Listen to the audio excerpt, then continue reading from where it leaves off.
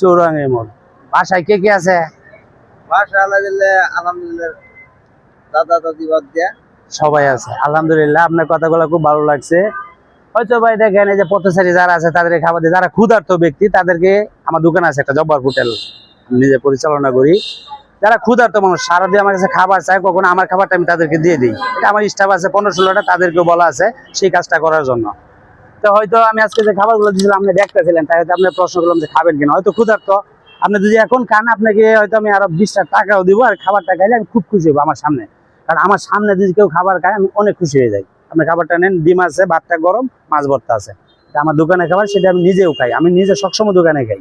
খাওয়ার জিনিস খেতে ফালানি না, এটা আসলে খাবার তো অনেকেই নষ্ট করে, যে মনে করে যে কি না কি দিছে সে ভিউ ব্যবসা করতেছে, এটা অনেকেই ভাবে। তো আমার দৃষ্টিতে এটা না। আমার কে লাইক করবে, কে কমেন্ট করবে, সেই চিন্তা ভাবনা করে কিন্তু আমি এগুলো করি না। আমি করি একজন ক্ষুধার্ত মানুষ খাবার খাবে, তার ভিতর শান্তি হইলে সে আমার রবের কাছে সে দোয়া করবে। তো ওই দোয়াটা আমার দরকার, আর কিচ্ছু না। কে আমাকে লাইক করবে, কে কমেন্ট করবে, কে শেয়ার করবে, এগুলোর জন্য আমি এগুলো করছি না। এখান থেকে আমি ইনকাম করে চলতে হবে, ব্যাপারটা এরকম না। আল্লাহ তাআলা আমাকে যথেষ্ট ভালো চালায়। আমি 15-16টা কর্মচারী খাটাই, তো আল্লাহ তাআলা অবশ্যই আমার ভালো জায়গায় রাখছে। তো এই জন্য আমার এই খাবারগুলো থাকে অনেক সময়। তাই আমি চিন্তা ভাবনা করছি যে যারা পথচারী আছে, যারা একটু ক্ষুধা কষ্ট করে, তাদেরকে খাবারটা দেওয়ার জন্য।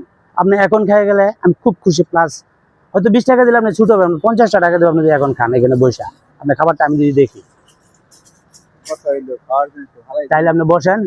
হ্যাঁ, কোন বসেন। বিষ্ণাতে যে খাইলে হ্যাঁ হ্যাঁ, সেটাই। মারা যায় আলহামদুলিল্লাহ। আরে ভাই, আপনার মারা যাওয়ার জন্য তো আর আমি এটা না ধরেন দেন। আচ্ছা, আপনি হাতটাও আমি ধরে দিচ্ছি, আপনি হাতটাও আমি ধরে, আপনি খাবার ধরেন, আপনি খাবার ধরেন। আমরা দোকান থেকে কেমন লোক না রে ভাই, এগুলো তো আমি করি।